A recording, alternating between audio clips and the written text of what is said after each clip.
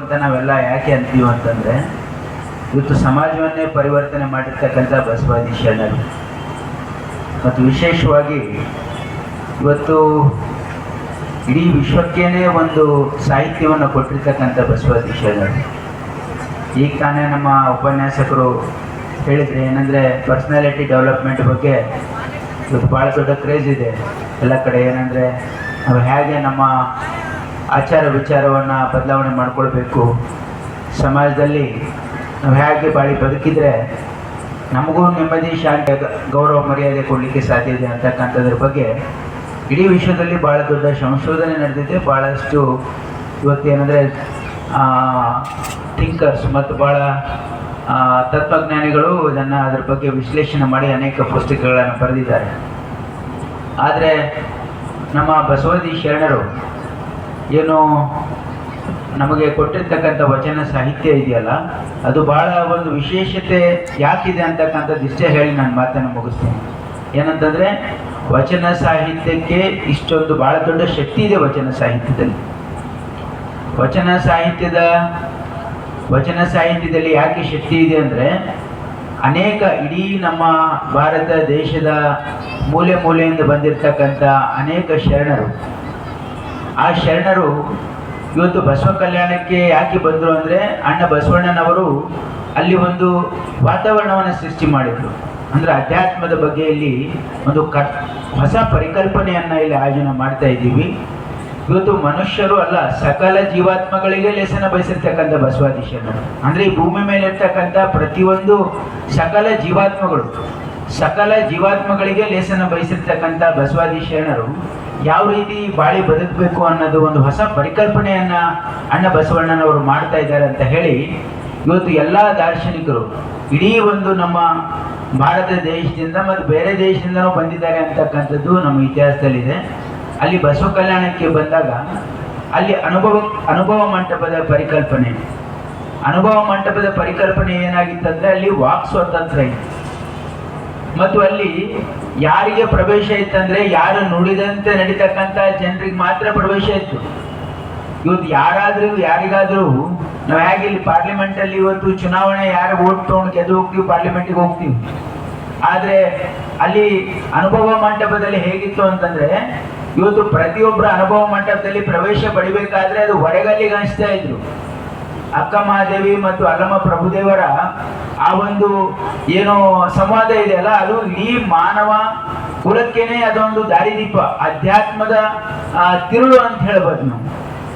ಆ ರೀತಿ ಎಷ್ಟು ಅಕ್ಕ ಮಹಾದೇವಿಗೆ ವಚನ ಸಾಹಿತ್ಯದಲ್ಲಿ ಶ್ರೇಷ್ಠತೆ ಇದೆ. ನಮ್ಮ ಚೆನ್ನ ಬಸವಣ್ಣನವರ ಒಂದು ವಚನ ಇದೆ, ಏನಂತಂದ್ರೆ, ಆದ್ಯರ 60 ವಚನಕ್ಕೆ ದಂಡನಾಯಕರ 20 ವಚನಗಳು. ದಂಡನಾಯಕರ 20 ವಚನಕ್ಕೆ ಅಜಗಣ್ಣನ, ಅದು ನಮ್ಮ ಪ್ರಭುದೇವರ 10 ವಚನಗಳು. ಪ್ರಭುದೇವರ 10 ವಚನಕ್ಕೆ ಅಜಗಣ್ಣನವರ 5 ವಚನಗಳು. ಅಜಗಣ್ಣನವ 5 ವಚನಕ್ಕೆ ಮಹಾದೇವಿ ಅಕ್ಕನ 1 ವಚನ. ಅಂದ್ರೆ ಒಂದು ವಚನ ಅಕ್ಕ ಮಹಾದೇವದು ಎಲ್ಲಕ್ಕಿಂತ ಶ್ರೇಷ್ಠ ಅಂತಕ್ಕಂಥ ಒಂದು ಭಾವನೆ ವಚನಕಾರರಲ್ಲಿ ಇದ್ದಾಗೂ ಕೂಡ ಅಕ್ಕ ಮಹಾದೇವಿಗೆ ಅನುಭವ ಮಂಟಪಕ್ಕೆ ಪ್ರವೇಶ ಕೊಡಬೇಕಾದ್ರೆ ಒಂದು ಬಹಳ ದೊಡ್ಡ ಸಂವಾದ ನಡೀತು, ಬಹಳ ದೊಡ್ಡ ಪರೀಕ್ಷೆ ಆಯಿತು. ಇವರಿಗೆ ನಿಜವಾಗಿರ್ತಕ್ಕಂಥ ಅನುಭವ ಇದೆಯಾ ಇಲ್ಲ, ಅಥವಾ ನಿಜವಾಗಿರ್ತಕ್ಕಂಥ ಇವರಿಗೆ ಜ್ಞಾನೋದಯ ಆಗಿದೆ ಇಲ್ಲ ಅಂತಕ್ಕಂಥ ಒಂದು ಸಂವಾದ ನಡೆದ ಮೇಲೆ ಅಲ್ಲಿ ಆ ಅನುಭವ ಮಂಟಪಕ್ಕೆ ಪ್ರವೇಶ ಆಯಿತು.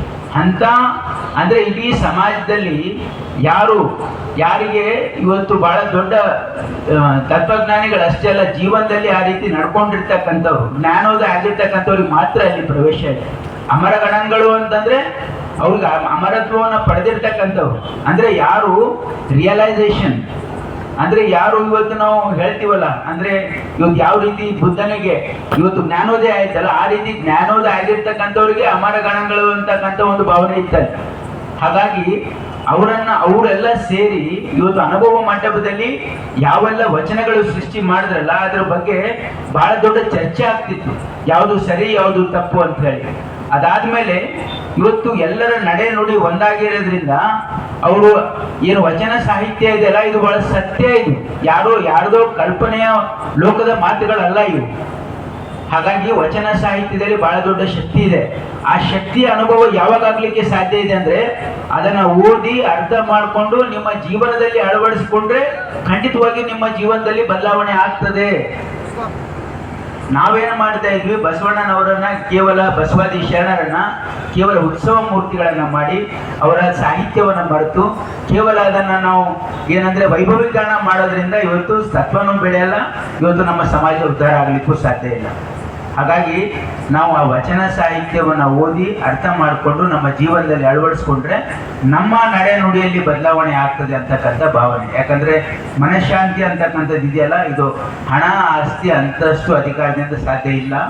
ನಮ್ಮ ನಡೆ ನುಡಿ ಶುದ್ಧವಾಗಿದ್ರೆ ನಾವು ಒಳ್ಳೆ ರೀತಿಯಿಂದ ಬದುಕಲಿಕ್ಕೆ ಸಾಧ್ಯ ಇದೆ ಅಂತಕ್ಕಂಥ ಭಾವನೆ ಇದು ತಿರುಳು. ಹಾಗಾಗಿ ಇವತ್ತು ನಮ್ಮ ಮುಂದಿನ ಪೀಳಿಗೆಗೆ ನಾವು ವಚನ ಸಾಹಿತ್ಯವನ್ನು ಅವರಿಗೆ ಪರಿಚಯಿಸ್ತಕ್ಕಂಥ ಅವಶ್ಯಕತೆ ಇದೆ. ಅದರ ಜೊತೆಗೆ ನಮ್ಮ ಲಿಂಗಾಯತ ಆಚರಣೆಗಳನ್ನು ಕೂಡ ನಮ್ಮ ಹೊಸ ಪೀಳಿಗೆಗೆ ಅದನ್ನು ಪರಿಚಯಿಸ್ತಕ್ಕಂಥ ಅವಶ್ಯಕತೆ ಇದೆ. ವಿಶೇಷವಾಗಿ ಲಿಂಗ ಪೂಜೆ ಬಹಳ ವಿಶೇಷವಾಗಿದೆ, ವಿಶಿಷ್ಟವಾಗಿದೆ. ಹಾಗಾಗಿ ಇವತ್ತು ಲಿಂಗ ಪೂಜೆ ಮಾಡೋದನ್ನು ನಮ್ಮ ಮಕ್ಕಳಿಗೆ ಕಲಿಸಿದ್ರೆ ಅವರ ಜೀವನದಲ್ಲಿ ಬದಲಾವಣೆ ಆಗ್ತದೆ, ಅವರು ಒಳ್ಳೆಯ ವ್ಯಕ್ತಿಯಾಗಿ ಸಮಾಜದಲ್ಲಿ ಬಾಳಲಿಕ್ಕೆ ಸಾಧ್ಯ ಇದೆ ಅಂತಕ್ಕಂಥದ್ದನ್ನು